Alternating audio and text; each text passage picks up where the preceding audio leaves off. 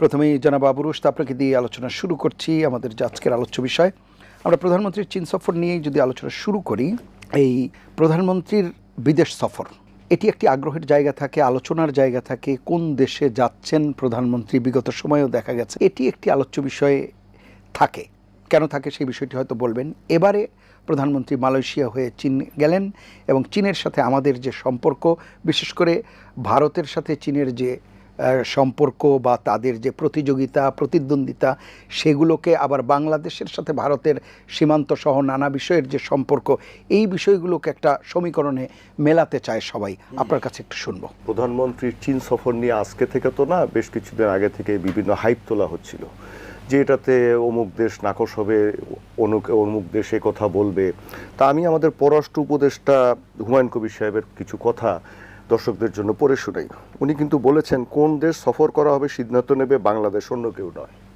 এক নম্বর, উনি আরও বলেছেন যখন আমাদের যুক্তরাষ্ট্রে যাওয়ার প্রয়োজন হবে তখন আমরা যাব, যখন চীন যাওয়ার দরকার হবে আমরা সেখানে যাব, সময় ও পরিস্থিতি অনুকূল হলে এবং প্রয়োজন হলে আমরা ভারতেও যাব, মধ্যপ্রাচ্য সফর হবে, কারণ আমরা বৈধ সরকার, জনগণের ম্যান্ডেট প্রাপ্ত সরকার, আমাদের কাউকে খুশি করার জন্য নাচতে হবে না। সুতরাং সরকারি অবস্থানটা কি, পররাষ্ট্র মন্ত্রণালয়ের অবস্থানটা কি, সেটা কিন্তু স্পষ্ট। এখানে বলে দেওয়া হচ্ছে সময় ও পরিস্থিতি অনুকূল হলে এবং প্রয়োজন হলে আমরা ভারতে যাব। বুঝতে পারছেন? তো এখন আরেকটা বিষয় এসছে যেটা আজকে এবং গতকালকে আলোচিত হয়েছে, যে চীনের গণমাধ্যমে সেখানে বলা হচ্ছে যে চীন বাংলাদেশ সম্পর্কে দিল্লিকে নাক গলাতে নিষেধ করলো বেজিং। এবং এটাও গ্লোবাল টাইমস, মানে আপনার চীনের পত্রিকা, সেখানে বলা হয়েছে যে ভারত যেন এই বিষয়টাকে আপনার কৌশলগত প্রতিযোগিতার দৃষ্টিতে না দেখে। বিষয়টা হচ্ছে যে দুই দেশের সম্পর্কের ব্যাপার, বাংলাদেশ এবং চীনের। আমার প্রশ্নটা হচ্ছে যে এই যে কথাগুলো বাংলাদেশে তোলা হয় যে বাংলাদেশের প্রধানমন্ত্রী কোথায় যাবেন, এটা কি মানে একটা কিছু বলে দিলেই হলো যে তাকে আগে এই দেশে যেতে হবে, সেই দেশে যেতে হবে? বাংলাদেশ একটা স্বাধীন দেশ, এটা তো সবাই স্বীকার করে। বাংলাদেশ মোটামুটি 20 কোটি লোকের একটি দেশ, এটাও তো সত্য। মানে আকারে ছোট হলেও একটা বড়, অষ্টম বৃহত্তম মানে জনসংখ্যার দেশ। তাহলে এত হীনমন্যতা কেন বাংলাদেশের মানুষের মধ্যে?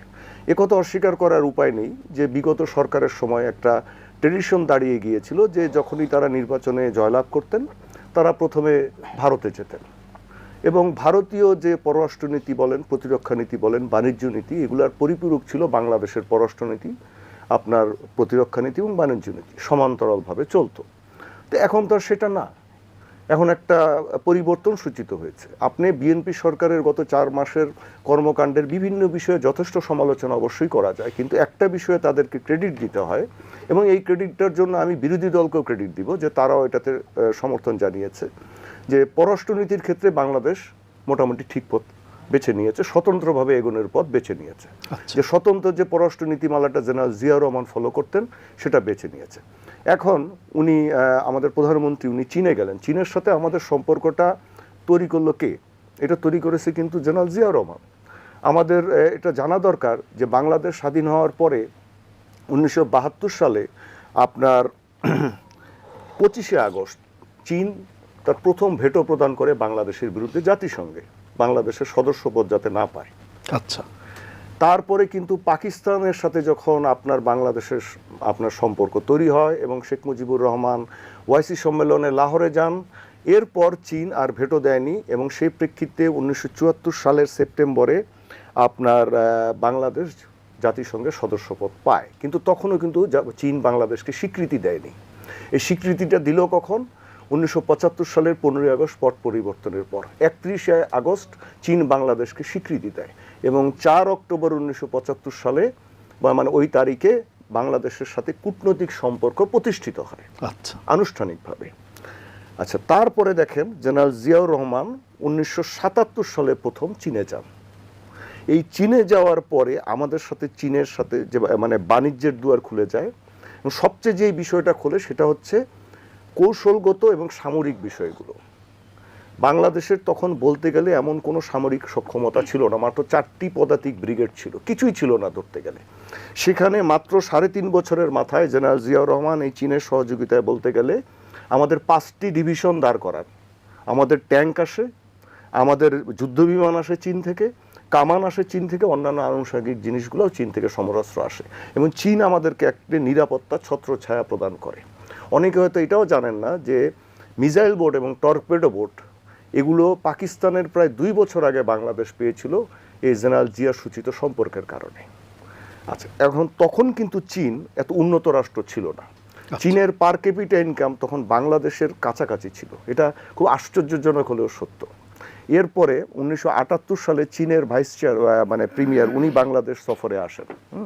তারপরে আবার জেনারেল জিয়াউর রহমান 1980 সালে মানে উনি জীবিত থাকা অবস্থায় শেষবারের মতো চীনে যায় প্রেসিডেন্ট হিসেবে, এবং যেই ভিত্তিটা চীনের সাথে আমাদের তৈরি করে দিয়ে গিয়েছিলেন সেই ভিত্তিটার উপর দিয়ে কিন্তু বাংলাদেশের পরবর্তী সরকারগুলো এখান থেকে খুব একটা নড়চড় করতে পারেনি।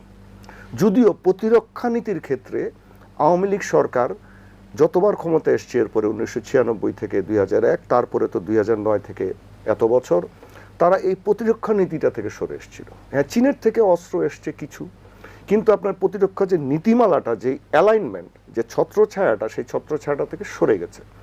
এমনি অবকাঠামোগত উন্নয়নের সহযোগিতা নিয়েছে ওটা হচ্ছে মানে বাণিজ্যিক বিষয়গুলো, যে আপনার প্রকল্প খাতের সহায়তা। চীনের একটা বৈশিষ্ট্য হচ্ছে চীন কিন্তু বাংলাদেশের জনগণকে কখনো অ্যাবান্ডন করেনি। মানে এটা বলা হয়ে থাকে, আপনি হয়তো সাংবাদিক হিসেবে আপনার খেয়াল আছে কিনা, আমি তখন দৈনিক পত্রিকায় 1/11 হওয়ার পরে ভারতের বাংলাদেশে হাই কমিশনার ছিলেন পিনাক রঞ্জন চক্রবর্তী। উনি একদম প্রকাশ্যেই বলতেন যে বাংলাদেশে বিএনপি হচ্ছে চীনের ছাতা, এবং আনন্দবাজার সহ ভারতের অনেক পত্রিকায় তখন রিপোর্ট করেছিল যে এই ছাতার নিচ থেকে বাংলাদেশকে বের করতে হবে। আমি তখন এটা নিয়ে একটা মানে মন্তব্য প্রতিবেদন লিখেছিলাম। তো এইটা মনেই করা হতো যে বিএনপি হচ্ছে চীনের একটা মানে আপনার ছাতা, মানে চীনের একটা সহগামী একটি দল। এই ধারণার উপরে ভিত্তি করেই কিন্তু বিএনপিকে যত ক্ষতি করা হয়েছে।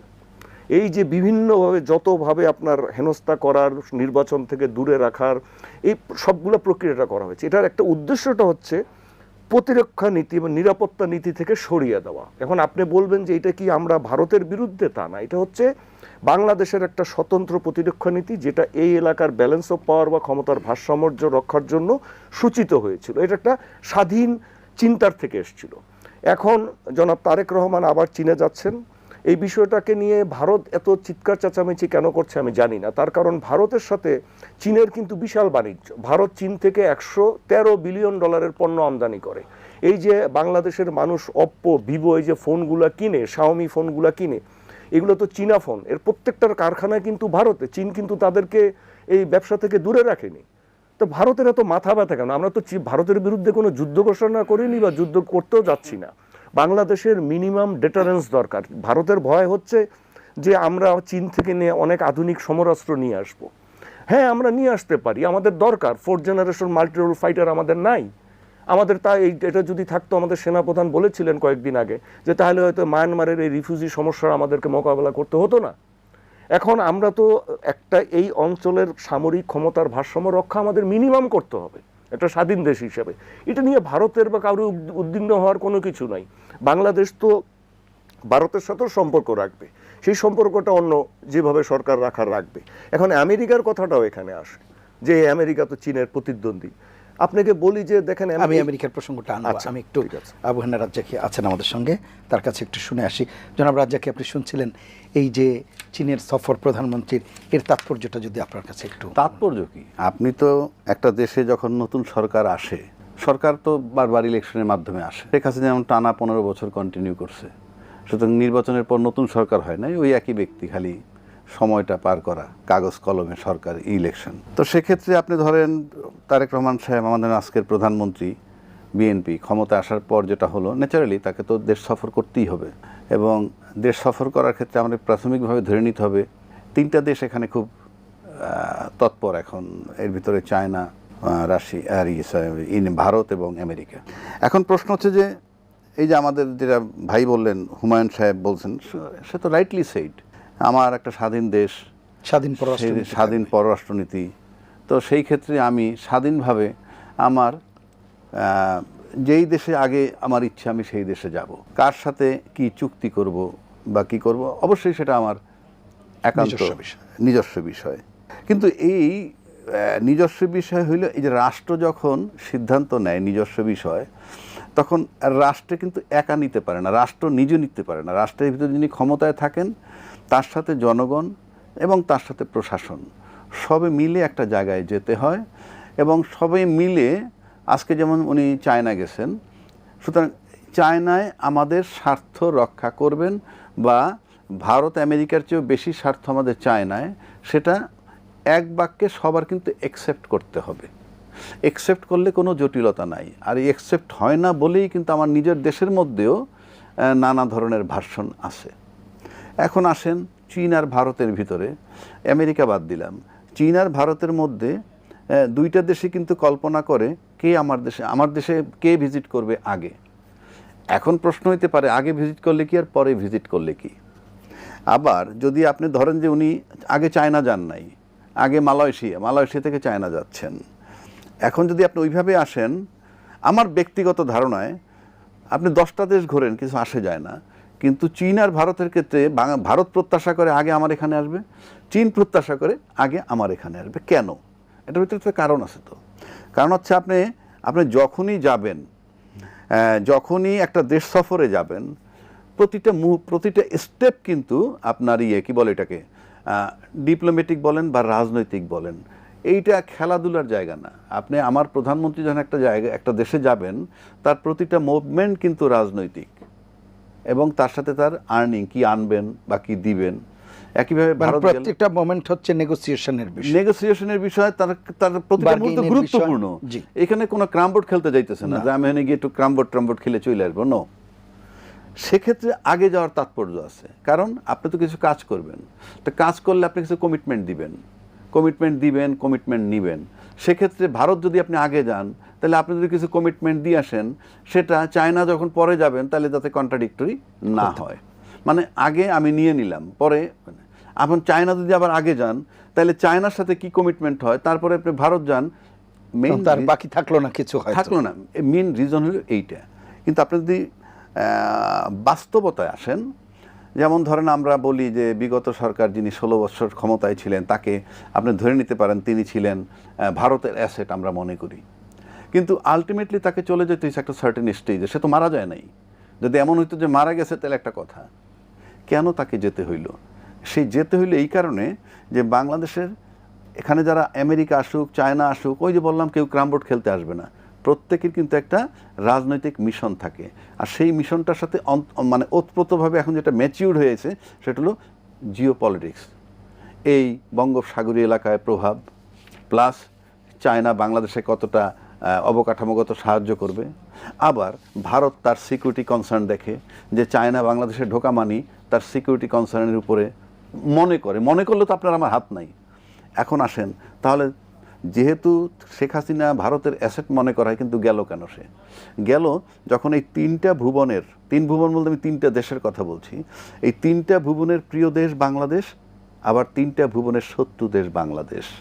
কারণ আপনি এমন একটা টার্মোয়েল সিচুয়েশনে আছেন যেখানে হাসিনা চূড়ান্ত অবস্থায় এই 3টা দেশের সাথে কিন্তু পাইরা ওঠে নাই।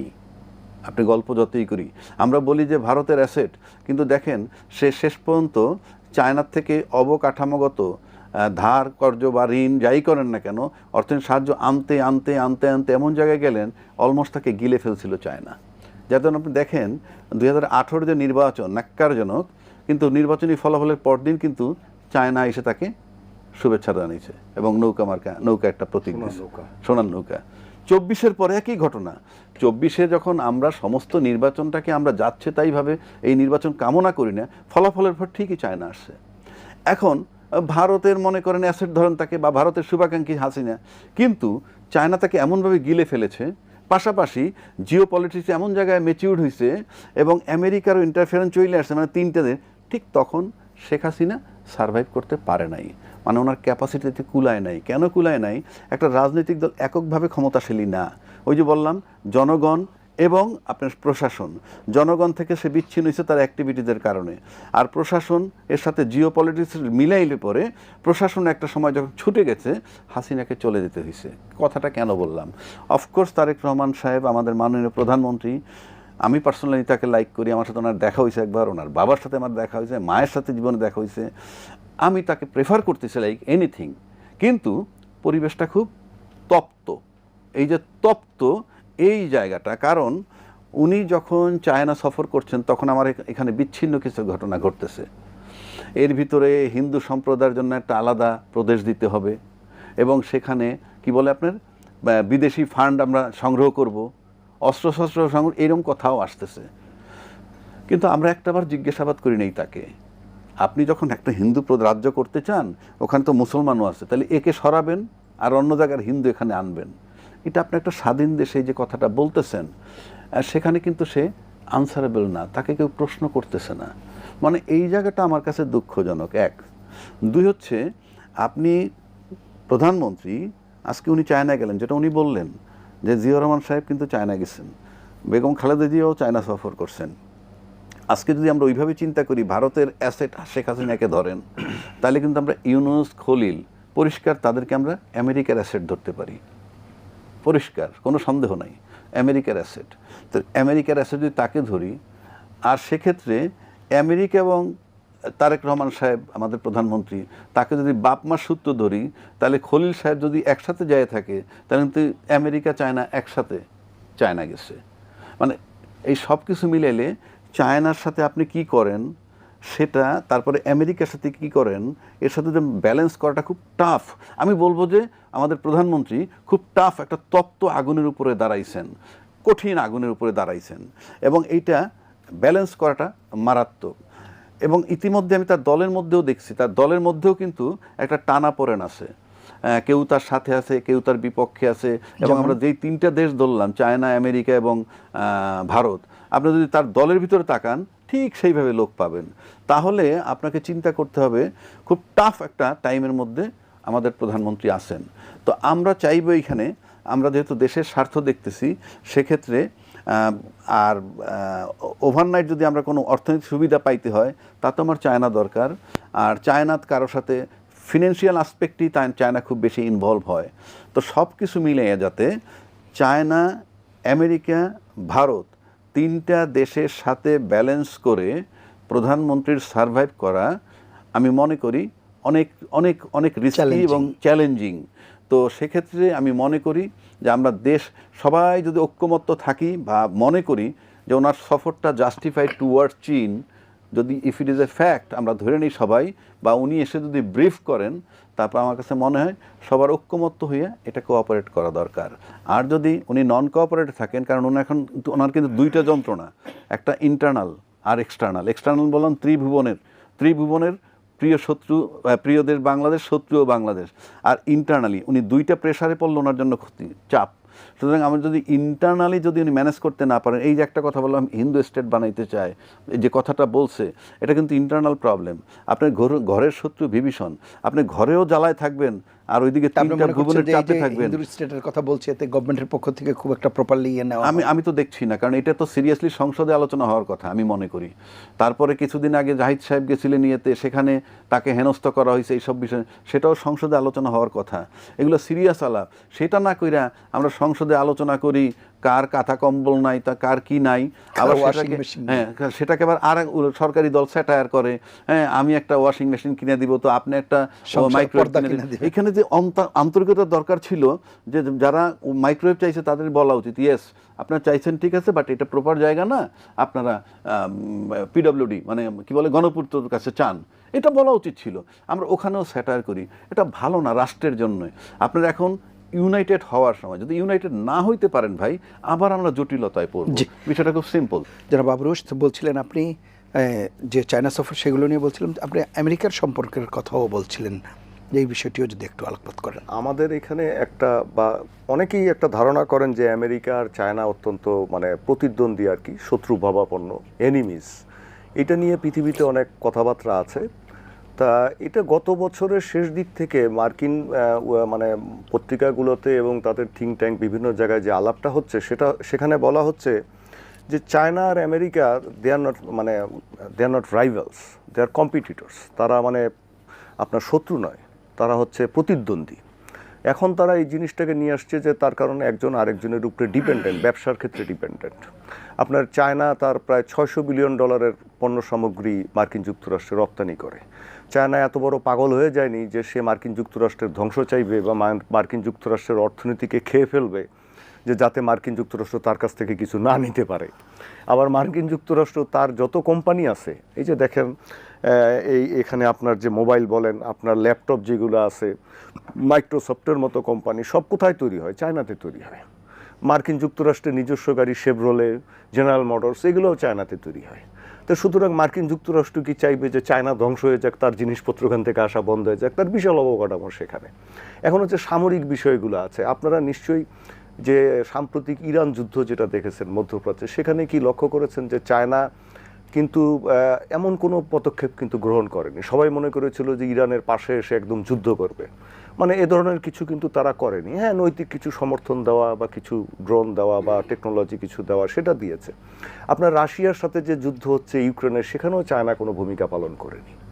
আচ্ছা, তারপরে আসেন যে এই যে ভেনেজুয়েলার থেকে যে মাদুরোকে তুলে নিয়ে গেল মার্কিন যুক্তরাষ্ট্র, চায়না কি কিছু বলেছে?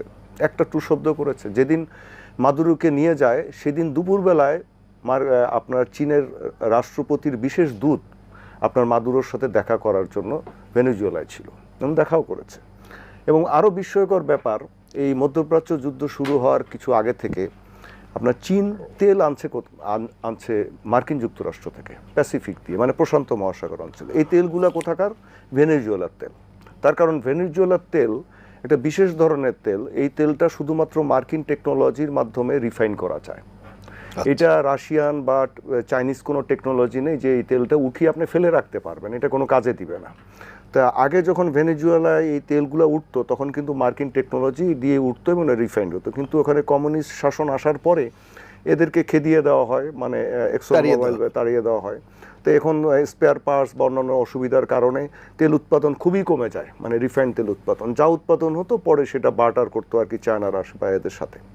তো এখন এই তেলগুলো মার্কিন যুক্তরাষ্ট্রে যাচ্ছে, সেখান থেকে রিফাইন হচ্ছে, ওখান থেকে আপনার আপনার দক্ষিণ আমেরিকাতে যাচ্ছে। চায়না কিন্তু তেল নিয়ে আসছে ওখান থেকে, আপনার জাপানও তেল নিয়ে আসছে। তা আপনারা কি মনে করেন যে চায়না হচ্ছে একটা এনার্জি ডিপেন্ডেন্ট কান্ট্রি? একমাত্র পরাশক্তি, যার নিজের কোনো জ্বালানি নেই, তাকে তেল আনতে হয়। আচ্ছা, এখন সে তেল মধ্যপ্রাচ্যে যদি সংকট আরও দীর্ঘস্থায়ী হয় বা এটার উৎপাদন আরও ধীর গতির হয়, তা তাকে তো তেলের মানে জোগাড় লাগবে, সে মার্কিন যুক্তরাষ্ট্র থেকে আনছে। তো এই যে ধরেন একটা এক এক সময় পৃথিবীতে এক একটা চেঞ্জ হয়। 1971 সালে আমরা যখন মুক্তিযুদ্ধ করছিলাম তখন জুলাই মাসে অত্যন্ত গোপনে মার্কিন আপনার যে হেনরি কিসিঞ্জার, যিনি নিরাপত্তা উপদেষ্টা ছিলেন, তিনি খুবই গোপনে আপনার পাকিস্তান হয়ে পিকিং গিয়েছিলেন, মানে বেইজিং গিয়েছিলেন। এবং সেখান থেকেই মার্কিন যুক্তরাষ্ট্রের সাথে চীনের কূটনৈতিক মানে সম্পর্কের সূচনা হয়। তারপরে প্রেসিডেন্ট নিক্সন, মার্কিন প্রেসিডেন্ট 1972 সালে চীনে যায় এবং এটা দিয়ে দুয়ারটা, বদ্ধ দুয়ারটা খুলে যায়, দু দেশের মধ্যে কূটনৈতিক সম্পর্ক স্থাপিত হয়।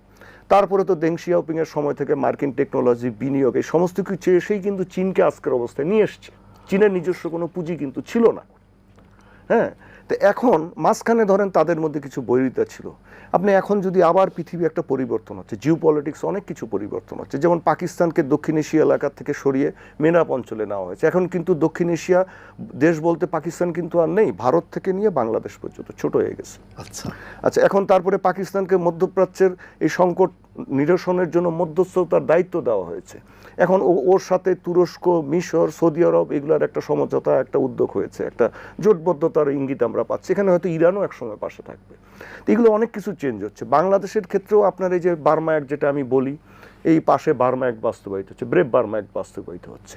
আপনি বাস্তবায়িত হলে এখানে যে আমাদের আরাকান এলাকাটা যে আরাকান আর্মি দখল করে রেখেছে, মানে যেটা এখন মায়ানমারের সামরিক জান্তার দখলে নেই, তো মায়ানমারের সামরিক জান্তার সবচেয়ে বড় বন্ধু হচ্ছে কি? কার্যত চীন। আচ্ছা, তা এখন চীন, তাহলে তাদের যে গ্যাস যে পাইপলাইন কুনমিং পর্যন্ত, ওটা এখনো ঠিক আছে কিভাবে? আপনার তাদের যে আপনার যে ডিপ সি পোর্ট, সেটাও নষ্ট হয়নি কিভাবে? কিছু না কিছু তো আছে আন্ডারহ্যান্ড তারা করে। এখন আবার নেগোসিয়েশন হচ্ছে কিন্তু সামরিক জান্তার সাথে আপনার মার্কিন যুক্তরাষ্ট্রের, থাইল্যান্ডে হচ্ছে, খুব চুপে চাপে হচ্ছে। এবং এর জন্য বিরোধী পক্ষের অনেককে তারা ছেড়েও দিচ্ছে, তাদের আপনার জেলের সাজা কমিয়ে দিচ্ছে, এমনকি অং সান সুচিরও কমিয়ে দিয়েছে। তো এটা কি চীনের আপনার কোনো সহযোগিতা ছাড়া বা আন্ডারহ্যান্ড ডিলিং ছাড়া হচ্ছে বলে মনে করেন? তা তো হবে না। যে এখন চীন কিন্তু চায় না যে কোনো একটা জায়গায় বাংলাদেশ বা আপনার উত্তর পূর্ব ভারত বা ভারত এলাকায় কোনো সংঘাত হোক। এটা কিন্তু চীনের কার্যত কোনো যুদ্ধনীতি নয়। তারা যেটা চায় সেটা হচ্ছে একটা ডেটারেন্স, মানে ভারসাম্য, ক্ষমতার ভারসাম্য। আপনার তারা ভারতেরও যে খুব ক্ষতি করতে চায় তা না, তাহলে ব্যবসা বাড়াতো না। ব্যবসায়িক পার্টনার হতো না। এখন আবার পাকিস্তানও তাদের সবচেয়ে বড় বন্ধু, স্ট্র্যাটেজিক পার্টনার। আপনি দেখেন সেখানে আবার মার্কিন যুক্তরাষ্ট্র একটা স্ট্র্যাটেজিক পার্টনার। এভাবেই পৃথিবীটা চলে। হ্যাঁ, আপনি বাংলাদেশের ক্ষেত্রেও বাংলাদেশের আপনি এই যে ম্যাপ যেটা ভাইও যেটা বলছিলেন, বাংলাদেশের এরকম আপনি সমুদ্রটা এরকম, এটা চোকিং পয়েন্ট, একটা বঙ্গোপসাগর এলাকা, এটা একটা অত্যন্ত গুরুত্বপূর্ণ এলাকা। তার কারণ এই এলাকাটা দিয়ে উত্তর পূর্ব ভারতেও আপনি যেতে পারবেন। আপনার যে চট্টগ্রাম বন্দর দিয়ে ভারত ইউজ করে মাত্র একদিনের মধ্যে তার পণ্য বেলোনিয়া দিয়ে ভারতে নিয়ে যেতে পারবে, ত্রিপুরাতে নিয়ে যেতে পারবে। এখন এ সমস্ত জিনিস অনেক কিছু আছে। এর মধ্যে মার্কিন যুক্তরাষ্ট্র মায়ানমারে ব্রেভ বার্মা অ্যাক্ট যেটা বাস্তবায়ন করছে, এটা আমাদের গুরুত্ব নেওয়া দরকার। কেন? আপনার প্রশ্নটার প্রেক্ষিতে যে এই এলাকাটায় মার্কিন যুক্তরাষ্ট্রেরও স্বার্থ রয়েছে। আচ্ছা, এখন যেহেতু স্বার্থ রয়েছে, তারা এই চীনের সাথে সবার ধারণা যে মারামারি করবে, কিছু করবে। আপনি যদি তাই করতো, তাহলে পাকিস্তান যে এত অস্ত্র সমরাস্ত্র চীন থেকে আনে, আপনার মার্কিন যুক্তরাষ্ট্র কি বাধা দেয়? মার্কিন যুক্তরাষ্ট্র ওকে অস্ত্র দেয়, F-16 ফাইটার জেট বিমান দেয়, তার এগুলোর উন্নয়নে আবার টাকাও দেয়, আপনার আবার এদেরকে অন্যান্য ইলেকট্রনিক ইকুইপমেন্ট দেয়।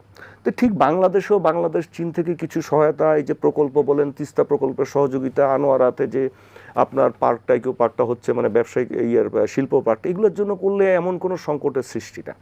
যেটা দেখা হয় যে অনেকে একটা সহজ সমীকরণ করে বাংলাদেশে, যে মার্কিন যুক্তরাষ্ট্র আর ভারত মনে হয় একসাথে চীনের বিরুদ্ধে উঠে পড়ে লাগছে। জিনিসগুলো যদি এখনকার আপনি বিভিন্ন জিনিস দেখেন, তো এগুলোর অনেক পরিবর্তন হয়েছে। এক এক সময় পৃথিবী এক এক রকম পথে চলে। আপনি এই যে আপনি প্রেসিডেন্ট ট্রাম্পের এক একটা কথাবার্তা শুনবেন, ভাইস প্রেসিডেন্ট জেডি ভ্যান্সের এক একটা কথাবার্তা শোনেন ভারত নিয়ে। তাদের যে এই যে আপনি দেখেন, তা ফাইটার বিমান দেওয়ার কথা ছিল ভারতকে, সেটা আর দিচ্ছে না। তারা ভারতকে কোনো আগ্রাসী সমরাস্ত্র আপনার মার্কিন যুক্তরাষ্ট্র সরবরাহ করছে না। এবং আপনার তাদেরকে তারা বাধ্য করেছে $500 বিলিয়ন তাদের পণ্য নিতে হবে আপনার মার্কিন যুক্তরাষ্ট্র থেকে। এরকম বহু কিছু এখন ঘটবে। আপনার এই জিনিসগুলো বাংলাদেশ তো একটা ছোট দেশ। বাংলাদেশ কারোর সাথে শত্রুতা, মানে কি সামরিক শত্রুতা অ্যাফোর্ড করার মতো হয়তো সামর্থ্য নেই। কিন্তু ওই যে ভাই যে কথাগুলো বলছিলেন যে আর একটা রাষ্ট্র তৈরির কথা, এই যে এই ধরনের প্রবলেমগুলি যে বাংলাদেশে তৈরি হয়, আপনার এরও আগে 80-র দশকে তৈরি হয়েছিল। যখন জেনারেল জিয়াউর রহমান আসলেন, তখন আমাদের দক্ষিণাঞ্চলের কয়েকটি জেলা নিয়ে স্বাধীন বঙ্গভূমি আন্দোলন তৈরি করা হয়েছিল কলকাতা থেকে, চিত্তরঞ্জন সুতার এবং কালিদাস বৈদ্যের নেতৃত্বে। এটা নিয়ে বহু ঘটনা ঘটেছে, আজকের প্রজন্ম হয়তো এগুলো জানে না।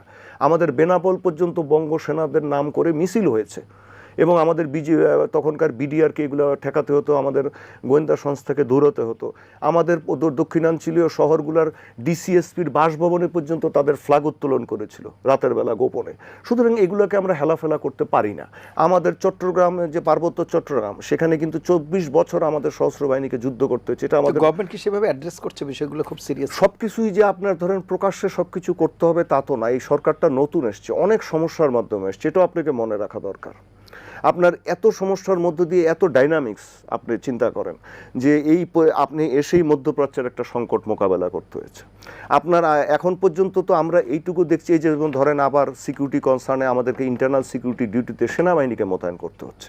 তার কারণ এখনও পুলিশগুলো সেভাবে, এই দায়িত্বটা ছিল তো অন্তর্বর্তীকালীন সরকারের। তারা 1.5 বছরের বেশি সময় পেয়েছিলেন আপনার সিকিউরিটি ফোর্সকে কিছু ঠিক করার জন্য, আইন শৃঙ্খলা বাহিনীকে ঠিক করেন, তারা কিছুই করেননি। তো সেগুলো তো এখন বহন করতে হচ্ছে। তো আপনাকে এগুলো ঠিক করবেন, আপনার গোয়েন্দা সংস্থাকে ঠিক করবেন, আপনি যে রাজনৈতিক ঐক্যমত তৈরি করবেন বা জনগণের মধ্যে কনসেনসাস তৈরি করবেন, তারপরে না করবেন। তবে হ্যাঁ, আমি ওনার কথার সাথে পুরোপুরি একমত যে সরকারের কতগুলো পার্টিকুলার দায়িত্ব আছে। তার কারণ এটা জনসমর্থিত একটা সরকার, জনগণের জানার অধিকার আছে যে সরকার এইসব বিষয়ে কি চিন্তা করছেন। তারা এটা স্পষ্টভাবে বলেন না কেন? আমাদের জাহেদ সাহেবকে মানে আপনার দিল্লিতে এভাবে অপমান অপদস্থ করা হলো বিমানবন্দরে, সরকারের নির্দিষ্টভাবে এটা মানুষকে বলা দরকার ছিল। এখন পর্যন্ত কিন্তু আমরা বিষয়টা নিয়ে ঘোলাটে। আজকে আবার ওদের একজন আরেক কথা বলছেন আমাদের এই বিষয়টা নিয়ে, যেটা বলছিলেন ভাই, বলছিলেন যে আরেকটা প্রদেশ বানানো হবে। এখানে এই ধারাবাহিক চক্রান্তগুলো, এগুলো আমাদের মানুষকে বুঝাতে হবে। তার কারণ আমরা ছোট দেশ, আমাদেরকে মোরাল হাই গ্রাউন্ড রেখে অন্য দেশের সহযোগিতা চাইতে হবে, যে দেখো আমাদের সিকিউরিটি কনসার্ন কিন্তু দাঁড়াচ্ছে। ভারতের যেমন বলে ওদের সিকিউরিটি কনসার্ন, আমাদের ছোট দেশ হিসেবে সিকিউরিটি কনসার্নও আমাদেরকে আমেরিকার কাছে, জাতিসংঘের কাছে, চায়নার কাছে, মুসলিম দেশগুলোর কাছে তুলে ধরতে হবে যে this is our security concern. And অন্যদেরকে তখন আমাদেরকে সাথে নিতে হবে যে আমাদেরকে হেল্প করো। তো এই জিনিসগুলো সেভাবে দেখা দরকার। আর মার্কিন যুক্তরাষ্ট্রের সাথে চায়নার কি হয় হোক, ওরা হলো বিশ্ব শক্তি, বাংলাদেশ হচ্ছে একটা ছোট ক্ষুদ্র শক্তি। বাংলাদেশের স্বার্থ হবে যে এদের দুজনের সাথেই সম্পর্ক রাখা, সেটা সামরিক সম্পর্কও রাখা, বাণিজ্যিক সম্পর্কও রাখা, সব কিছু সম্পর্ক রাখা। তা নাহলে বাংলাদেশের মতো দেশকে আরও অনেক বেশি সমস্যার সম্মুখীন হতে হবে। আমি আসবো আবার আপনার কাছে, জনাবা অ্যাডভোকেট আবু হেনা রাজ্জাকি। আপনি যেই আমাদের কূটনৈতিক এসব বিষয়গুলো ছিল সেগুলো নিয়ে যদি কিছু বলতে চান সেটি বলবেন। পাশাপাশি আমাদের আজকের আরও একটি বিষয়ে যেটি আছে, আমরা বলছি যে কার্যক্রম নিষিদ্ধ হওয়া যে দল আওয়ামী লীগ, তাদের প্রতিষ্ঠাবার্ষিকীর বিষয়টি নিয়ে বিভিন্ন জায়গায় বিচ্ছিন্নভাবে তাদের কর্মসূচি করবার চেষ্টা করা হয়েছে। আইন শৃঙ্খলা বাহিনীর ব্যাপক প্রস্তুতি ছিল। এই বিষয়গুলোকে কিভাবে দেখেন সেটি একটু আলাপ করবেন। ধন্যবাদ আপনাকে আর আমার সহ-আলোচক আর এটিএন বাংলার দর্শক। এইটা আপনি বলার আগে জাস্ট একটু বলে নেই, এই যে America China, in fact America China এখন কিন্তু বিশ্বের পরাশক্তি এই দুইজন। এবং আমার কাছে মনে এদের ভিতরে একটা আন্ডারস্ট্যান্ডিং আছে, G2 মানে গ্লোবাল 2, আমরা দুই ভাগ করে খাবো, সোজা বাংলা বলে এটারে। আচ্ছা, তুই আমার ভিতরে ঢুকিস না, আমি তোমার। আর আমেরিকা যেটা চায় আমি সিম্পল বুঝি, পুরো নদীপথটাকে ক্লিয়ার রাখতে চায় সারা পৃথিবীর, মানে তাদের মুভমেন্টের জন্য কি মেন। কিন্তু আপনি দেখেন বিজনেসের এখন সারা পৃথিবীর বিজনেসের প্রফিট কোনটা জানেন? Carrying cost. মেইন প্রফিট কিন্তু ক্যারিং কস্ট। যেমন আমাদের গার্মেন্টসের মজুরি, এই মজুরিটাই কিন্তু আমাদের লাভ, এবং সে কারণেই নিচ্ছে। আর ক্যারিং কস্ট পৃথিবীতে সবচেয়ে কম এখনও নদীপথে। সুতরাং মানে এটা একটা বিরাট স্ট্র্যাটেজি আমেরিকার। দেন আমেরিকার ঘাঁটি কিন্তু ইন্দোনেশিয়াতে আছে, চায়নাও সেখানে আছে, চায়নার ভিতরে আমেরিকা কাজ করতেছে, ভিয়েতনাম কাজ করতেছে, সিঙ্গাপুরে কাজ করতেছে, কোনো প্রবলেম হচ্ছে না। কারণ হচ্ছে দুইজনের স্বার্থ দুই রকমের, কেউ কাউকে হ্যাম্পার করবে না। এখন এর মাঝখানে যদি অন্য কারো হ্যাম্পার হয়ে যায় তাদের জন্যে, ওটা তারা বদার করবে বলে আমার মনে হয় না। সে কারণে অন্যরা চিন্তিত যে ওনাদের পথ পরিষ্কার রাখতে গিয়ে আমরা ক্ষতিগ্রস্ত হই কিনা সেইটা। সে কারণে হয়তো চায়নাকে নিয়ে তারা ভারত কনসার্ন থাকতে পারে। কারণ আজ থেকে তিস্তা পরিকল্পনা তাকে দেওয়া হয়, তাহলে চিকেন নেকের খুব কাছে। এটা আমি ভারতবাসী হইলে আমি এটা চিন্তা করতাম, সেটা করতাম না যে তা না। কিন্তু এইগুলোকে সব কিছু মিলিয়ে ওভারকাম করতে হবে। সেখানে ভারতেরও চিন্তাভাবনা করতে হবে কিভাবে ওভারকাম করে তারা, সেই সুযোগ বা সেই আলোচনাটা করা দরকার। আবার চায়নার সাথে সম্পর্ক, আমাদের সম্পর্ক জোরদার করার আরেকটা বড় কারণ যে রোহিঙ্গার যে সমস্যা, সেটিও রোহিঙ্গা সমস্যার চেয়েও আপনি মনে করেন যে আপনি দেখেন চায়না আমেরিকা একটা রিলেশন এখানে, আচ্ছা চায়না ইন্ডিয়া একটা রিলেশন, তারপর আবার ইন্ডিয়া আমেরিকা রিলেশন, আর বাংলাদেশ তো কমন। বিষয়টা কিন্তু কঠিন এবং জটিল। দেখা যাক কি হয়, হোপ ফর দ্য বেস্ট। এখন আসেন আপনি আওয়ামী লীগ প্রসঙ্গে। আওয়ামী লীগের ফেরা না ফেরা আপনি যদি লক্ষ্য করে দেখেন যে এই আওয়ামী লীগ যখন সৃষ্টি হয় তখন কিন্তু পাকিস্তানে ক্ষমতায় ছিল মুসলিম লীগ, পাকিস্তান মুসলিম লীগ, এবং সেখানে একটা দল বানানো হইল পূর্ব পাকিস্তান আওয়ামী মুসলিম লীগ। তারপরে সেটার শর্টকাট কইরা পূর্ব পাকিস্তান আওয়ামী লীগ করা হইল। দেশ স্বাধীনের পর আমরা আসলাম বাংলাদেশ আওয়ামী লীগ। এটা শর্টে কেন বললাম, এই বাংলাদেশ আওয়ামী লীগ যখন হইল, হওয়ার প্রেক্ষাপটে তারা শত্রু হিসাবে যারা পাইল, এই বাংলাদেশ আওয়ামী লীগ করার জন্য তো বাংলাদেশ বানানো লাগছে। সেই বাংলাদেশ বানাইলাম 71 দিয়ে। সেই তখন যারা বিরোধিতা করছিল তাদেরকে আমরা বলি জামাত বা অপশক্তি বা স্বাধীনতার বিরোধী শক্তি। আবার ক্ষমতা আসা মানে 71 সালের পর বঙ্গবন্ধুরে কিন্তু সপরিবারে হত্যা করা হইল। আচ্ছা, এখন কেন বলছি কথাটা, প্রেক্ষাপটে একটু বলি এই কারণে, শেখ হাসিনা যখন ক্ষমতায় আসলো দীর্ঘ 21 বছর পর, ক্ষমতায় এসে কিন্তু কোনো ছাড় দেন নাই। অর্থাৎ যুদ্ধ অপরাধীদের বিচারও করছেন যতটুকু পারছেন, বঙ্গবন্ধু হত্যারও বিচার করছেন। এটাকে যদি আপনি প্রতিশোধ বলেন, প্রতিশোধ বলতে পারেন, আমরা অনেক সময় বলি প্রতিশোধ, সেটা ভিন্ন কথা। এটা কেন বলতেছি, কারণ বাংলাদেশের যে রাজনীতি তাতে আপনি দেখবেন পাওয়ার বেসড পলিটিক্স, পাওয়ার বেসড পলিটিক্স যে দলগুলার নাই তাদের কিন্তু ওই চিরকাল একই রকম আছে। সেই জাসদ বলেন, লেফটিস্ট বলেন, গণতান্ত্রিক অন্যান্য দল বলেন, আমরা যে বিভিন্ন লেফট যে গ্রুপগুলা দলটা বলি, তাদের কিন্তু একটা রাজনীতি আছে, কিন্তু সেই রাজনীতির কিন্তু উত্থানও নাই পতনও নাই, একটা জায়গায় পড়ে আছে। কখনো কখনো এই বড় দলগুলোর সাথে ভর কইরা একটা সিট টিট পাইছে এরকম। পাওয়ার পলিটিক্স করতেছে বড় দলগুলো বিএনপি এবং আওয়ামী লীগ, এবং পাওয়ার পলিটিক্স করতে গেলে যেটা হয় রাজনীতি থাকে না। আপনি দেখবেন এই যে আওয়ামী লীগ টানা 16 বছর রাজত্ব করে চলে গেল, আমরা কি এখন আওয়ামী লীগের কোনো পজিটিভ দিক আলোচনা করতে পারি? হ্যাঁ, অবকাঠামো হয়েছে, এটা সময়ের দাবি, ম্যানেজারিয়াল জব, এটা হইতই সময়ের দাবি। এখন রাজনীতি যদি বলেন, রাজনীতি বললে আমরা আলোচনা করার কিছু পাই না, তো পাই না। এবং এই আজকে যে বিএনপি ক্ষমতায় আছে আমরা দেখতেছি এখন পর্যন্ত কিন্তু খুব ভালো আলোচনার কিছু পাই না তাদের পক্ষে, কেউ বলতে পারবে না খুব ভালো কিছু। কেননা আমরা গণভোট টোট করলাম, তারপরে জুলাই সনদ হওয়ার, এগুলো কিছুই হয় নাই। আর এই যে কিছুই যে হয় নাই, এখন আমি শুধু বিএনপিকে দায়ী করি না। কেন বলছি এটা বইলে নেই, যেহেতু একটার সাথে একটা লিঙ্ক। শুধু বিএনপিকে দায়ী করি না এই কারণে, বিএনপি তো 2/3 মেজরিটি পাইছে, আমি করবো না জুলাই সনদ বাস্তবায়ন, কিন্তু অন্য যারা আছে এখানে বসা তাদের তো জুলাই চেতনার পক্ষে ছিল, কই তারাও তো কথা বলে না। প্রয়োজনে পার্লামেন্টে থাকলাম না, কারণ আপনার তো কোনো রোল নাই পার্লামেন্টে, যে আপনার বিল পাস করার গেলে আপনাকে লাগবে, আইন পাস করার লেগে আপনাকে লাগবে, আপনার তো কোথাও লাগতেছে না, কিন্তু আপনি ওই দাবিটাতে কিন্তু সরে আসছেন, একদম সাইলেন্ট। আমরা কিন্তু বাইরে বসে চিৎকার করতেছি, তার মানে কি দাঁড়াইলো? তার মানে কি আপনারা কি 3 দলীয় সমঝোতার নির্বাচন করছেন যে এটা নিয়ে কথা বলবেন না? যে সমস্ত ইস্যু নিয়ে কথা বলছেন এগুলো তো কোনো কথা না। কিন্তু আপনার জুলাই আন্দোলন কোথায়? আমি আবারও বলছি, আপনাদের কোনো প্রয়োজন নাই এই সরকারের। এই যে অর্থ বিল, আপনারা সবাই বলেন না এই অর্থ, এই বিলটা মানি না, এই বাজেটটা মানি না, তো কি পাস হবে না? তো আপনার যদি কোনো রোল নাই, আপনি আপনার স্ট্যান্ডে নাই, সে কারণে বলতেছি আমরা যে বাইরে থেকে চিৎকার করি। এখন বলতেছি কেন, আওয়ামী লীগ ফিরে আসা না আসা, যেটা বললেন, এই যে আওয়ামী লীগ ছাড় দেয় নাই ক্ষমতায় এসে, পাওয়ার পার্টিতে ছাড় দিতে নাই। এবং এবং শেখ হাসিনা যখন ক্ষমতায় ছিল তার সাথে প্রশাসন ছিল, সে কিন্তু জনবিচ্ছিন্ন ছিল একটা সার্টেন টাইম, কিন্তু প্রশাসন তার সাথে ছিল, এবং সে কিন্তু কোনো ছাড় দেয় নাই, 16 বছর বিএনপিকে দাঁড়াইতে দেয় নাই। কিন্তু আজকে বিএনপির রাজনীতির ভিতরে কিছুটা আমি ছাড়টা কীরকম, যে আমরা প্রতিহিংসার রাজনীতি করব না, ওকে ফাইন, আপনি কইরেন না, that is an individual case. কিন্তু আরেকজনের যে মায়ের বুক খালি হয়েছে সে তো এটার সাথে একমত নাও হতে পারে, 1। 2, মায়ের ডাক যে বিষয়টা আমরা দেখছিলাম, তাদেরও তো কিছু দাবি দেওয়া আছে, সেটাকে তো আমি ম্লান করতে পারি না। আবার যদি পার্লামেন্টের দিকে তাকাই, আপনি ইলিয়াস আলী গুম হয়েছে তার ওয়াইফ পার্লামেন্টে, মীর কাসেম আলীর মৃত্যুদণ্ড দিল আন্তর্জাতিক আদালত, তার ছেলে আরমান নিজে গুম হয়েছিল, তারাও কিন্তু পার্লামেন্টে। মায়ের ডাকের যে আছে সেও পার্লামেন্টে। সাকা চৌধুরীর ছেলে সেও পার্লামেন্টে। তাদের চোখের সামনে যখন গুম কমিশন অধ্যাদেশটা বাতিল করা হয়, কই তারাও তো প্রতিবাদ করে নাই। তাহলে আমি চিৎকার করে লাভটা কি? করে নাই তো, কোনো চিৎকার করছে? তা আপনি যদি এই চিৎকার না করেন, আপনাকে তো টাচ করছে, আপনার হাজব্যান্ড, আপনার বাবা, সেটাকে আপনাকে টাচ করে না, কিন্তু আপনার সামনে যখন গুম কমিশন অধ্যাদেশটাকে বাতিল করা হয় আপনারা কোনো প্রতিবাদ করেন নাই। এটার মানে কি দাঁড়াইলো? আপনারা কি মহাপুরুষ হইতেছেন নাকি ভীতু আওয়ামী লীগকে নিয়ে? আমার প্রশ্ন এগুলা। কেন আপনি যদি মহাপুরুষ হন যে আমি ক্ষমা করি, প্রতিহিংসার রাজনীতি করব না, সেটাও তো কিন্তু আওয়ামী লীগের জন্য সহায়ক মাঠে আসার, কারণ মহাপুরুষ কিছু প্রতিশোধ নেবে না।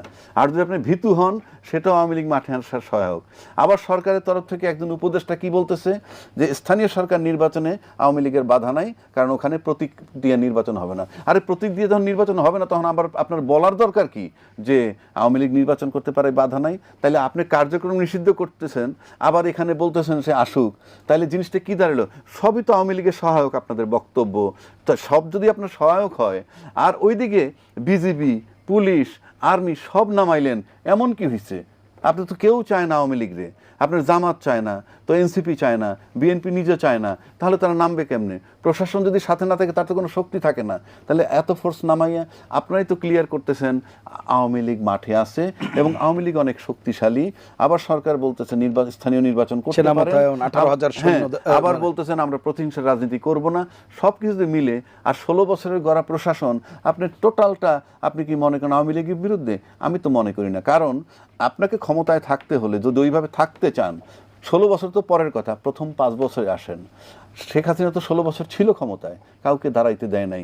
বাংলাদেশের যে ধারা, ঠিক একই কায়দে আপনাকে দাঁড়াইতে হবে। আপনি যদি মহাপুরুষ হন, ভীতু হন, ইয়েস, খুব অচিরেই আপনি ক্ষমতা থেকে চলে যাবেন, নট দ্যাট, আমি সেটা মিন করি নাই, কিন্তু মাঠে চলে আসতে পারে, কারণ আপনারাই সুযোগ দিচ্ছেন, আপনারাই ডাকতেছেন, আপনারা মহাপুরুষ, আপনারা নির্বাচনের সুযোগ দিচ্ছেন। আবার আজকে দেখলাম উপদেষ্টা আকবরায় বলতেছে আওয়ামী লীগ নিষিদ্ধ হবে কিনা সেটা কোর্ট সিদ্ধান্ত নেবে, আইসিটি। আরে ভাই, এটা তো বলার প্রয়োজন নাই। আপনি কেন, আমি বলতে যাব কেন? এই কথাগুলো আমার কাছে জানি কেমন মনে হয় যে প্রধানমন্ত্রীর যে বর্তমান দল, এই দলের ভিতরে এমন কিছু লোক আছে যারা তাকে ইন্টারনাল প্রবলেম তৈরি করতেছে। এক্সটার্নাল তো আমরা আছি, ত্রিভুবনের প্রবলেম তো আছেই, আবার আমার এক্সটার্নাল প্রবলেম, এইগুলোর থেকে পরিত্রাণ পেতে হবে। এবং আমি মনে করি চীন থেকে ফেরত এসে ওনার কতগুলো কঠিন কাজ করতে হবে, বিশেষ করে শক্ত হাতে প্রশাসন ধরতে হবে এবং এই জায়গাগুলো তাকে অ্যাড্রেস করতে হবে এবং এগুলো সংসদে উপস্থাপন করতে হবে। যেটা বললাম, এই হিন্দু প্রদেশ বলেন, তারপরে আপনি দিল্লিতে জাহিদ সাহেব কি বললো এসে, আপনি এটা প্রকৃত অর্থ, কারণ জাহিদ সাহেব কী বলছে 2.5 ঘন্টা আমরা কিন্তু আদৌ জানি না এখন পর্যন্ত। সুতরাং এইগুলো ক্লিয়ার করতে হবে, ক্লিয়ার করলে সেই মোতাবেক আমরা অ্যাড্রেস করব বা রাষ্ট্র অ্যাড্রেস করবে, করা উচিত। কিন্তু এখন পর্যন্ত যে আলামত আমি দেখতেছি, বিএনপির আওয়ামী লীগ যে 16 বছর যে কঠোর হস্তে যেভাবে দমন করছে, আমি তার কোনো সিমটম দেখি না। প্লাস তার সাথে তাদের যে বক্তব্য, সব কিছু মিলাইলে একটা দুর্বল জায়গায় এই আওয়ামী লীগের মতো স্ট্রং সরকার হতে এখন পর্যন্ত পারেই নাই, সামনে পারবে কিনা সেটাও আমার সন্দেহ। মানে আওয়ামী লীগকে মোকাবেলা করা বা আওয়ামী লীগকে হ্যান্ডেল করার মতো অবস্থা আমি দেখি না ব্যক্তিগত, আমি খুব ক্লিয়ার। জনাব আবু রুশদ, বেশ কিছু প্রসঙ্গ এসেছে, বিশেষ করে জনাব আবু হেনা রাজ্জাকি তুলছিলেন যে আওয়ামী লীগের ফেরা না ফেরা নিয়ে কথা বলছিলাম, যাদের কার্যক্রম নিষিদ্ধ সেই দলের যে তৎপরতা, সেগুলো আজকে দিনভর আপনিও দেখেছেন। সেগুলো নিয়ে বলা হচ্ছে যে আওয়ামী লীগের প্রতি সরকারের যে আচরণ সেটি কি মহাপুরুষ সূচিত না ভীত, এরকম একটি প্রসঙ্গ তুলেছেন, আপনি বলবেন একটু। এখন তো উনি তো বলেছেন মহাপুরুষ জাতীয় কিছু, এখন ব্যাপারটা হচ্ছে কি, উদারতা না দুর্বলতা? আমি ওই দিকেই যেতে চাই না। আমার খালি মানে জীবনের এই পর্যায়ে এসে, আমিও তো 60 পেরিয়েছি আমার বয়স, মানে বাংলাদেশকে 55 বছর থেকে দেখছি, শিশু বয়স থেকে দেখছি। এই বাংলাদেশের কত উত্থান পতন, মানে আপনার দেখলাম 2টা রাষ্ট্রপতির হত্যাকাণ্ড দেখলাম, কত বিপ্লব দেখলাম, আপনার মার্শাল ল দেখলাম, মার্শাল ল ডিউটিও করেছি আর্মিতে থাকতে। আচ্ছা, তারপরে আবার গণতন্ত্রের উত্তরণ দেখলাম, আবার সেটা তিরোহিত হতেও দেখলাম। তো এখন ব্যাপারটা দাঁড়িয়েছে, আমরা নাহলে দেখে জীবনটা বেশিরভাগ পার করে দিয়েছি। আমাদের নতুন প্রজন্ম এগুলো আর কতদিন বয়ে বেড়াবে? এই যে আপনার রেশা ঋষি এটা সেটা, এগুলো আর কতদিন বয়ে বেড়াবে? ভাই যদিও বললেন যে প্রশাসনিকভাবে মানে আওয়ামী লীগ যে শক্তভাবে দেশ চালিয়েছে, আমি এটা তো প্রায় বলি যে আওয়ামী লীগের সবচেয়ে বড় ভুল ছিল সে রাজনীতি করেনি, সে তার রাজনীতি করেনি, সে করেছে সমস্ত কিছু হচ্ছে প্রশাসন আর গোয়েন্দা সংস্থা দিয়ে দেশটা চালিয়েতে গিয়েছে। তো এই যে প্রশাসন আর গোয়েন্দা সংস্থা দিয়ে দেশ চালাতে গেলে রাজনীতি ধ্বংস হয়ে যায়। এখন আওয়ামী লীগ নিজেই এটার জন্ম দিয়েছে, যদিও আপাত দৃষ্টিতে মনে হয়েছে শক্তভাবে অনেক কিছু নিয়ন্ত্রণ করছে, তেরে মেরে ডান্ডা করে দিব ঠান্ডা, এরকমভাবে আপনি অনেক কিছুই করতে পারেন। তা করলে আপাত মানে সাময়িকভাবে আপনি মনে করবেন যে আপনি এটা খুব কঠোরভাবে নিয়ন্ত্রণ করছেন। মানে ধরেন ট্রাফিক সিস্টেম আপনি ঢাকায় আজকে যদি বলেন যে আপনি মানে কমান্ডো নামিয়ে দিবেন, আর্মির কমান্ডো নামিয়ে দেন, আপনি বিজিবি নামিয়ে দেন, দেখবেন যে খুব তাড়াতাড়ি অনেক কিছু সমাধান হয়ে যাবে। আপনি বুলডোজার এনে বা ট্রেসার এনে আপনি সব রিক্সাগুলোকে ক্র্যাশ করে দেন, এগুলো করা যায়, এগুলো প্রশাসনিকভাবে করা যায়। কিন্তু এগুলোর আলটিমেট পরিণতি কি হয়? রাজনীতি দিয়েই তো দেশটা চালাতে হবে। তো রাজনীতি না থাকলে যা পরিস্থিতি যেটা হয়েছে আওয়ামী লীগকে সেটা আজকে ভুগতে হচ্ছে। এখন বিএনপি হয়তো এই জিনিসটাকেই কগনিজেন্সে নিচ্ছে যে তারা রাজনীতি করতে চায়, তারা প্রশাসন বা গোয়েন্দা সংস্থা দিয়ে হয়তো দেশটা চালাতে চায় না। কিন্তু এখানে আরেকটা কথা আছে, আপনি তারপরেও তো আইন শৃঙ্খলা, আপনার অ্যাডমিনিস্ট্রেশন, এগুলো তো চালাতে হবে কি, প্রশাসন দিয়ে তো চালাতে হবে। আচ্ছা, এখন আমরা এই যে জুলাই আন্দোলনের পরে 5ই আগস্টের পর থেকে নিয়ে এ পর্যন্ত কি দেখলাম? যে আপনি প্রশাসন ঠিক করা, পুলিশ বাহিনীকে ঠিক করা, কোনো কিছুকে আমরা ঠিক করতে দেখেছি? আমরা কিন্তু দেখিনি, একটার পর একটা দেখিনি। এখন বিএনপি এসে আবার আপনি বলতেই পারেন, হ্যাঁ আমি নিজেও বলি যে মানে অতি উদারতা দেখাচ্ছে, অনেক ক্ষেত্রে অতি উদারতা। এই যে ভাই যেটা বললেন যে ইলিয়াস আলীর যিনি হারিয়ে গেছেন, তার ওয়াইফ কি বলবেন যে তার আপনি ক্ষমা করে দিলেন, তার ওয়াইফ কি এটা ক্ষমা করেছেন? আপনি তো আরেকটা ইনজাস্টিস হয়তো চাপিয়ে দিচ্ছেন। এখন আবার মাননীয় প্রধানমন্ত্রী হয়তো বলছেন যে তার যারা কোমরে ব্যথা দিয়েছে তিনি কারো উপরে প্রতিশোধ নিতে চান না, তাহলে তো এটা অনেক দূর পর্যন্ত গড়াবে। কথাটা কিন্তু আবার রাজনৈতিকভাবে ঠিক। আপনি প্রতিশোধের রাজনীতি আমাদের কতদিন চলবে? এই প্রতিশোধ শেখ হাসিনা নিতে চেয়েছেন বলেই কিন্তু এই সমস্যাগুলোর সৃষ্টি হয়েছে, সামাজিক জুটবদ্ধতা নষ্ট হয়েছে বাংলাদেশের। একটা পর্যায়ে এসে আপনাকে থেমে যেতে হবে, তার কারণ বাংলাদেশের ইতিহাস আমরা তো এগিয়ে নিয়ে যেতে হবে। বাংলাদেশের ইতিহাসকে আমরা আবার যদি ঠেলে পিছনের দিকে নিতে থাকি, তাহলে এই মারামারি কোনোদিন শেষ হবে না। এই জয় বাংলা, বাংলাদেশ জিন্দাবাদের যে মারামারি, বাঙালি জাতীয়তাবাদ, বাংলাদেশি জাতীয়তাবাদ, এটার যে মারামারি, এর থেকে আমাদেরকে একটা না একটা পর্যায়ে এসে বের হতে হবে। আর যদি এটা চলতে থাকে এভাবে, ওকে ফাইন, আমাদের তো বয়স চলে গেছে, আমরা তো কয়দিন পরে কবরে চলে যাব, নতুন প্রজন্ম কি করবে? তাদেরকে এটা চিন্তা করতে হবে, সবাইকে চিন্তা করতে হবে। এখন আওয়ামী লীগের প্রসঙ্গে আপনি আসেন, আওয়ামী লীগকে যদিও একজন মন্ত্রী না কে আজকে বলেছেন যে এটা তো আওয়ামী লীগ না, আপনি বলেন নিষিদ্ধ সংগঠন। হ্যাঁ, আমি বলছি এটা নিষিদ্ধ সংগঠন। গতকালকে 23শে জুন আওয়ামী লীগের প্রতিষ্ঠাবার্ষিকী ছিল। আমি জানি না মৌলানা ভাসানী 1949 সালে কেন এই দলটি পলাশী দিবসে তৈরি করেছিল, যেদিন নবাব সিরাজউদ্দৌলা পরাজিত হয় এবং ভারতের স্বাধীনতা সূর্য মানে অস্তমিত যায়, ইংরেজরা এই দেশটাকে দখল করে। এই দিন কেন মৌলানা ভাসানী দলটিকে তৈরি করেছিল আমি এখনো এটা জানি না। ওইটা মিলে গেছে না, এটা মিলে যাওয়ার কোনো ব্যাপার না। মৌলানা ভাসানীকে তাহলে কি আপনি কি বলবেন যে উনি একজন গবেট ছিলেন? উনি তো গবেট ছিলেন না, উনি একজন সিজন পলিটিশিয়ান ছিলেন। তাহলে কি বলবো যে উনি অবচেতনভাবে করেছেন বা উনি জেনে করেছেন? আপনি এই জায়গাটা এই দিন কোনো একটা দল তৈরি হতে পারে? আচ্ছা, তৈরি হয়েছে, ভালো কথা। আমাদের স্বাধীনতা সংগ্রামে তারা নেতৃত্ব দিয়েছে, ভালো কথা। আপনি তারপরে এসে দলটা করলেন কি? এই যে প্রতিশোধের কথা বলি, দেখেন সূচনা তো আমরা অন্য কোনো দল করিনি। মুক্তিযুদ্ধের পরে 1972 সালে তো অন্য কোনো দল সিগনিফিক্যান্ট ছিল না। জাসদ এটা তো এটা স্প্লিন্টার আপনি বলতে পারেন। তখন আওয়ামী লীগকে চ্যালেঞ্জ করার মতো কেউ তো ছিল না। কিন্তু সেখানে শেখ মুজিবুর রহমান করলেন কি? যে একদলীয় বাকশাল চাপিয়ে দিলেন, রক্ষী বাহিনী তৈরি করে 30,000 জাসদ এবং বিরোধী দলীয় নেতাকর্মীদেরকে হত্যা করলেন। এগুলো তো করার কোনো প্রয়োজন ছিল না। মহাত্মা গান্ধী তো এগুলি ভারতে করেননি, জিন্নাও এগুলি পাকিস্তানে করেননি, আহমেদ বেন বেল্লাও এগুলি করেননি, ভিয়েতনামের হোচিমিনও এগুলি করেননি। তো এগুলো যদি উনি না করতেন তাহলে বাংলাদেশের ইতিহাস অন্যদিকে যেত। এখন এটা যেহেতু করেছেন একদলীয় শাসন ব্যবস্থায়, যে 16 জন গিয়েছে, 4টা সংবাদপত্র রেখে সব সংবাদপত্র বাতিল করে দিয়েছে, এগুলো না করলে তো এই প্রশ্ন আজকে আসতো না।